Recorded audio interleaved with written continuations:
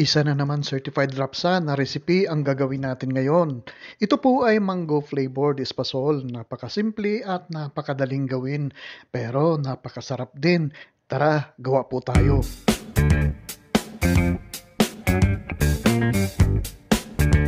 Una po sa lahat ay tutusta muna natin o isasangag natin ang ating 3 cups na glutinous rice flour.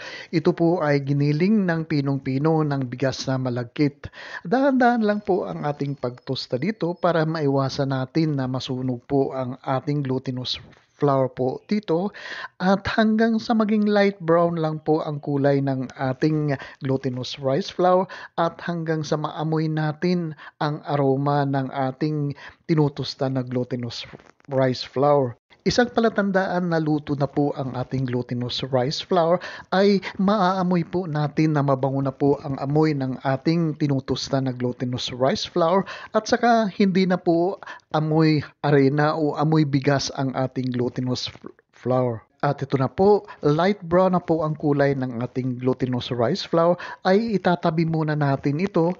Maya-maya ay gagamitin natin ito. Pero bago po natin itabi po ito, ay kukuha muna tayo ng mga 1/2 cup dito sa ating tinusta na glutinous rice flour kasi po gagamitin natin po ito mamaya pang dusting ng ating espasol. At sa isang malaking pan naman o kawali ay ibubuhos natin ang ating 2/2 cup na coconut milk at pagkatapos idagdag na rin natin ang ating Jersey na mango flavored na condensed milk po dito. Maliban sa brand na ito, kung anong merong available na brand meron po kayo ay pwede.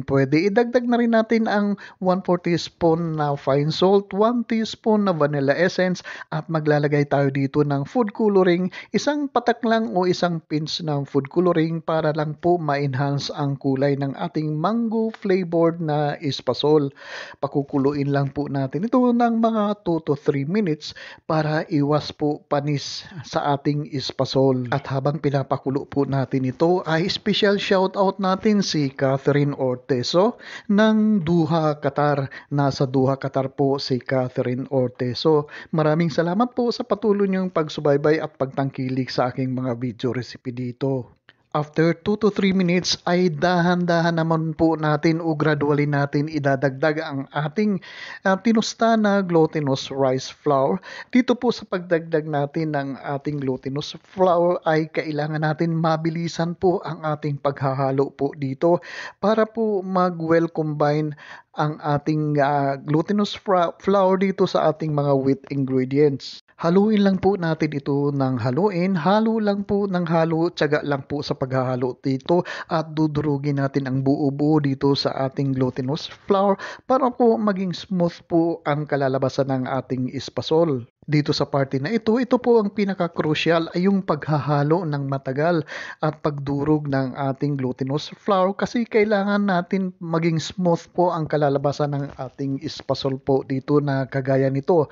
Tingnan nyo po at lumabas na po ang gata, ang mantika dito galing sa ating gata po dito at kapag ganito na po ang hitsura ay pwede na po ito hanguin. Pero guys, kung ngayon lang po kayo napadaan dito sa Dan's Food Park, mangyari po lamang na pakisubscribe po ang aking channel. Pakiclick lang po ang subscribe button sa baba at pati na rin ng notification bell para palagi po tayong updated sa mga susunod kong video uploads. Ngayon naman po ay magdadusting po tayo. Kalahati muna dito sa ating itinabi na tostadong glutinous flour ay ikalat lang po natin dito sa ating 12 by 8 na sukat na baking glass dish. Pwede rin naman po ay yung baking pan na merong sukat na 9 by 9 o kaya 10 by 10 na square pan. Ngayon ay flatten naman po natin ang ating mixture po dito sa ating baking dish. Siguraduhin lang po natin na ikalat natin ito at i-flatten ng pantay ang ating espasol po dito sa ating baking dish.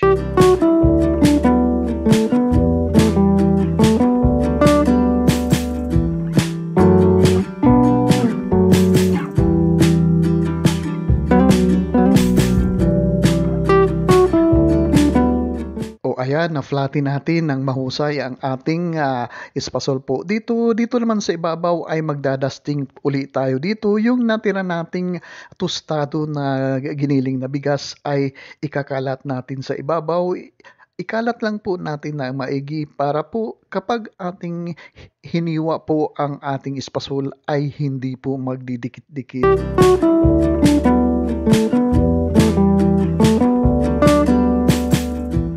Ngayon naman po ay hihiwain na natin ang ating espasol.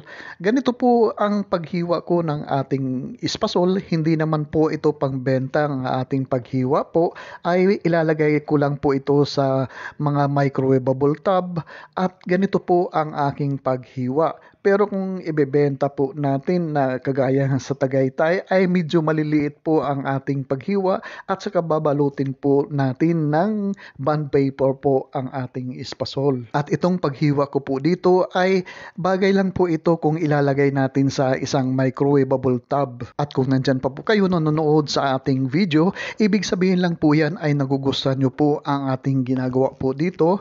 Huwag nyo man naman pong kalimutan mag-comment kung saan po kayo nanonood para i-shoutout ko po kayo sa susunod kong video uploads. Maraming salamat po. At kung meron po kayong mga comments o kung meron po kayong mga request na recipe, pakipost lang po sa comment section sa baba at sisikapin natin na tugunan ito.